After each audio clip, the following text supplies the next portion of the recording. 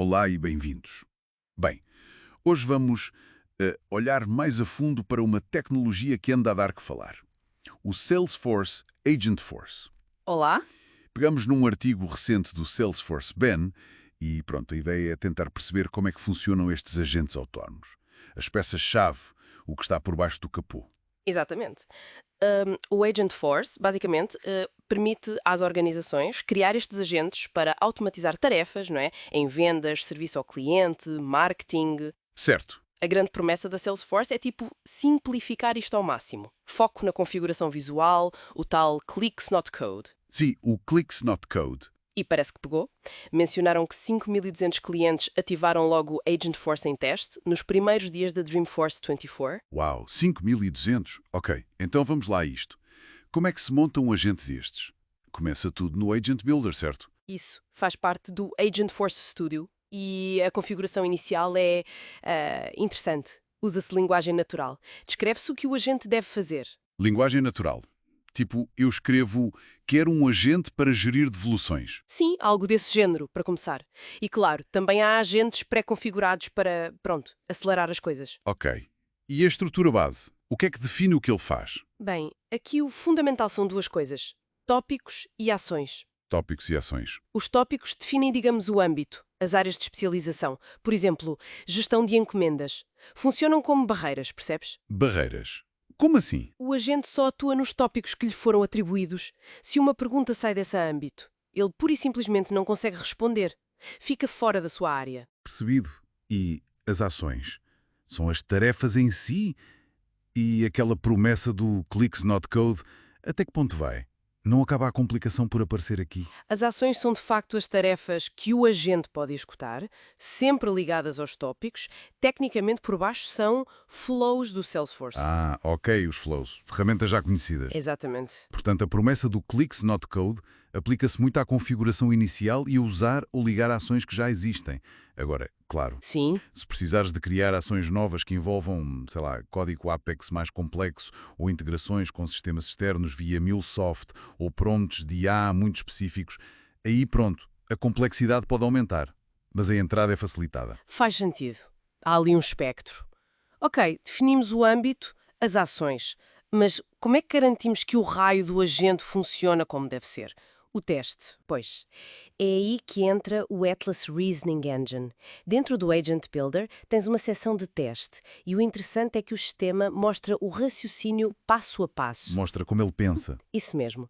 Identifica o tópico relevante, escolhe e executa a ação, que pode ser um flow a ir à base de dados, por exemplo, obtém os dados e depois valida a resposta. Valida. Sim, chamam-lhe grounding. É basicamente confirmar que a resposta se baseia em factos, em dados concretos que encontrou.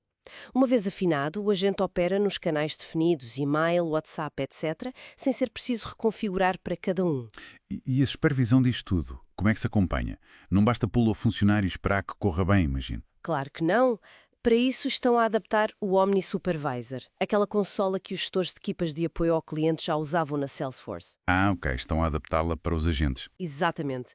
Para monitorizar os agentes autónomos, ver tendências, atividade em tempo real, até analisar as conversas recentes. É fundamental para garantir que estão a funcionar bem e para encontrar pontos de melhoria. Percebido. Mas, para um agente ser útil, inteligente, precisa de informação. Onde é que entra aqui o Data Cloud? O Data Cloud é absolutamente central, essencial mesmo. O Agent Force alimenta-se de dados, claro. Que tipo de dados? Todos os tipos, tanto os estruturados, registros de clientes, vendas, essas coisas no Salesforce, como os não estruturados. Não estruturados. Tipo, E-mails, PDFs, transcrições de chamadas. O Data Cloud consegue gerir ambos, até porque tem uma Vector Database integrada. Funciona como uma base que une tudo. E é aqui que entra a tecnologia RAG. RAG. Retrieval Augmented Generation. Como é que isso funciona na prática com o agente? Olha, pensa no RAG como uma forma de dar ao agente uma espécie de memória externa e contexto sempre atualizado. Quando chega um pedido, um prompt, Sim. o RAG vai ao Data Cloud pesquisar informação relevante e específica daquela empresa. Essa informação extra é adicionada ao prompt original antes de ir para o LLM, o modelo de linguagem. Ah, então enriquece o pedido antes de chegar à IA pura. Exatamente. O resultado é uma resposta muito mais precisa, mais contextualizada, porque o LLM não está só a usar o seu conhecimento genérico, está a usar dados concretos e atuais da organização. Ajuda o modelo a aprender sobre a empresa, no fundo. Ok, isso parece poderoso. Mas e se os dados importantes não estiverem no Salesforce? O artigo falava de um exemplo, acho eu, um sistema de encomendas no Snowflake. Sim, há flexibilidade, podes trazer os dados para o Data Cloud, fazer a ingestão, ou podes aceder-lhes onde estão, sem os copiar, é a virtualização zero copy, ou então usar APIs via MuleSoft para ligar os sistemas. Portanto, não é obrigatório ter tudo dentro do Data Cloud. Não. O objetivo é que o agente consiga chegar à informação de que precisa, não importa onde ela esteja, fisicamente.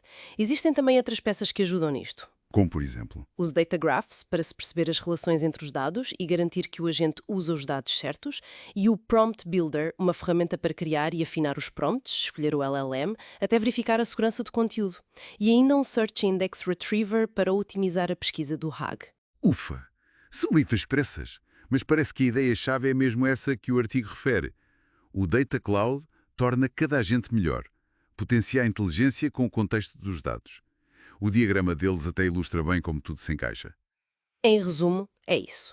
Temos o Agent Builder para criar de forma mais simples, usando linguagem natural. Temos os tópicos e ações como a estrutura base. O Atlas Reasoning Engine, com o RAG, a dar a inteligência e a capacidade de usar o contexto. E o Data Cloud, como a fundação de dados que alimenta tudo isto. É uma tentativa de juntar a facilidade da configuração com a potência da IA e dos dados. Muito interessante. Bem, tudo isto nos leva talvez a uma reflexão final, não? À medida que estes agentes se tornam mais capazes, mais autónomos, aprendendo e agindo com base nos dados e nas regras que lhes damos, Sim? que novas dinâmicas ou, quem sabe, desafios inesperados podem surgir nas operações das empresas.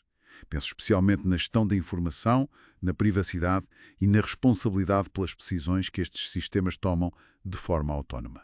Fica a questão no ar.